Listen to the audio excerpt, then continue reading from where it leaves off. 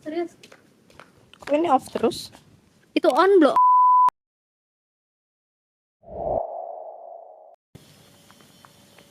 Hai, kembali lagi bersama saya Azra. Seperti nama kelompok kami akan membahas seputar tentang pemberontakan PKI di Madiun. Kira-kira teman-teman pada tahu PKI nggak nih? Bagi yang belum tahu, PKI adalah singkatan dari Partai Komunis Indonesia.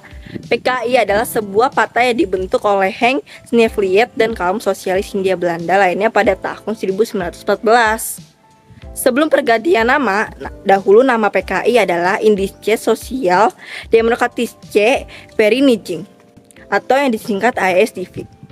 PKI menganut paham komunisme, yaitu paham atau ideologi dalam bidang politik yang menganut ajaran Karl Marx, yang hendak menghapuskan hak milik perseorangan dan menggantikannya dengan hak milik bersama yang dikontrol oleh negara.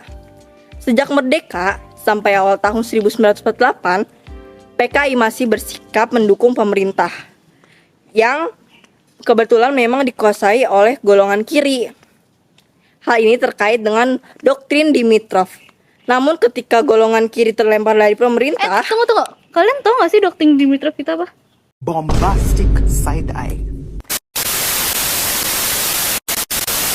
Sini saya jelaskan.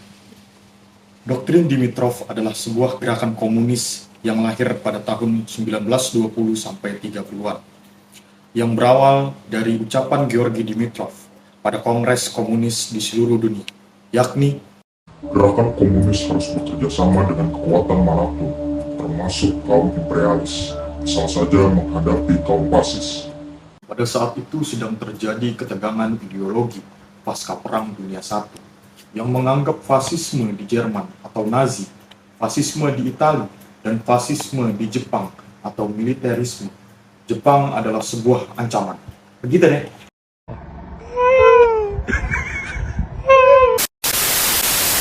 Terima kasih kepada Alwi sudah menjelaskan. Saya akan mengulangi kembali apa yang sudah Azra sampaikan. Jadi PKI ini masih mendukung pemerintahan hingga awal tahun 1948 ketika golongan kiri terlempar dari pemerintahan.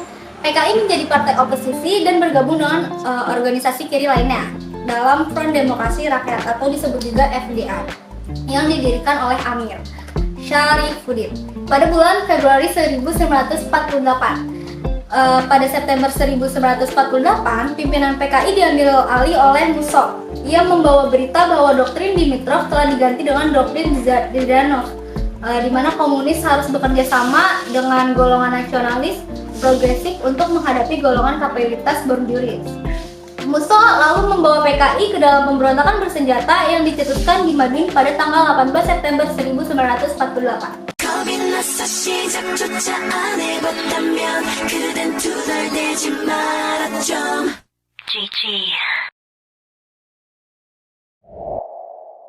Sebelum ke pembahasan selanjutnya, izinkan saya menjelaskan tentang doktrin Zhdanov.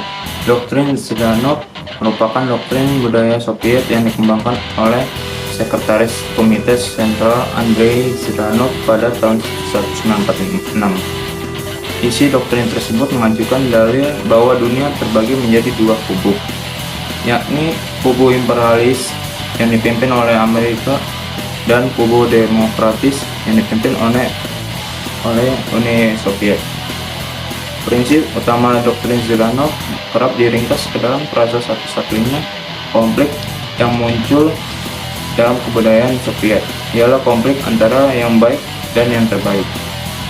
Zhdanovisme dengan segera menjadi kebijakan kebudayaan Soviet.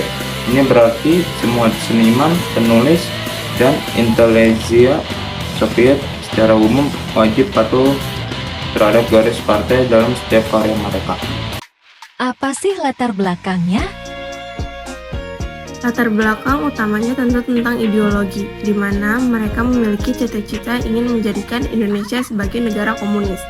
Berbagai upaya dilakukan oleh PKI untuk meraih kekuasaan. Di bawah pimpinan Musso, PKI berhasil menarik partai dan organisasi kiri dalam FDR bergabung ke dalam PKI. Partai ini lalu melakukan berbagai demonstrasi dan pemogokan kaum buruh dan petani. Sebagian kekuatan-kekuatan bersenjata juga berhasil masuk ke dalam pengaruh mereka. Musso juga kerap mengeluarkan pernyataan yang mengancam pemerintah dan membahayakan strategi diplomasi Indonesia melawan Belanda yang ditengahi Amerika Serikat. Pernyataan Musso lebih menunjukkan keberpihakannya kepada Uni Soviet yang komunis. Aku sayang, kamu juga sayang, tapi sayang kita berjalan. Dari apa yang sudah dijelaskan sebelumnya, apa sih hal terpenting dari peristiwa pemberontakan PKI di Madiun ini bagi sejarah Indonesia kemudian? Pertama, upaya pembentukan tentara Indonesia yang lebih profesional menguat sejak pemberontakan tersebut. Bagi laskar dan kekuatan bersenjata liar berhasil didemobilisasi atau dibubarkan.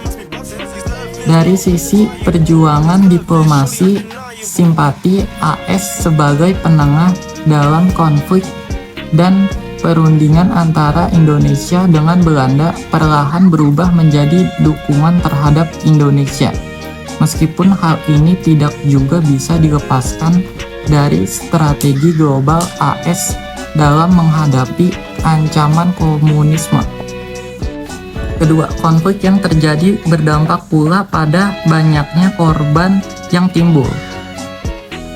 Ketidakbersatuan bangsa Indonesia yang tampak dalam peristiwa ini juga dimaafkan oleh Belanda yang menganggap bahwa Indonesia lemah dan kemudian melancarkan agresi militernya yang kedua pada Desember 1948.